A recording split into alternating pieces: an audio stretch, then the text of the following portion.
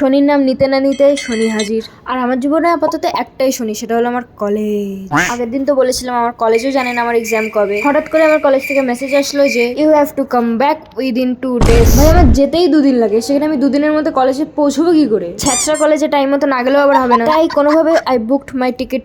যাওয়ার কথা ভেবে একটু না অনেকটাই খারাপ লাগছিল। বাড়ি ছেড়ে থাকতে কার ভালো লাগে ভাই? আর তার মধ্যে এবার আমি অলমোস্ট 2 মাস বাড়িতে ছিলাম। হোস্টেলে থাকার একটা সুবিধা তো আছেই, হোস্টেল থেকে ফিরে আর হোস্টেলে যাওয়ার আগে যা খেতে চাইবে সেটা সেট চলে আসবে। নিজের পছন্দের সব খাবার খেয়ে আমি চলে গেছিলাম বিকালবেলায় বাজারের দিকে আমার হোস্টেলে পাতানো সংসারের জন্য মাসকাবারির জিনিস কিনতে।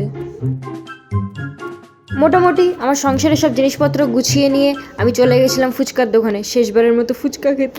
আমার যাওয়ার আনন্দের ননটা আমাকে দিচ্ছিল চকলেট। ফুচকা খেয়ে বাড়ি এসে আমরা সবাই মিলে বসে গেছিলাম আমার সংসার গোছাতে।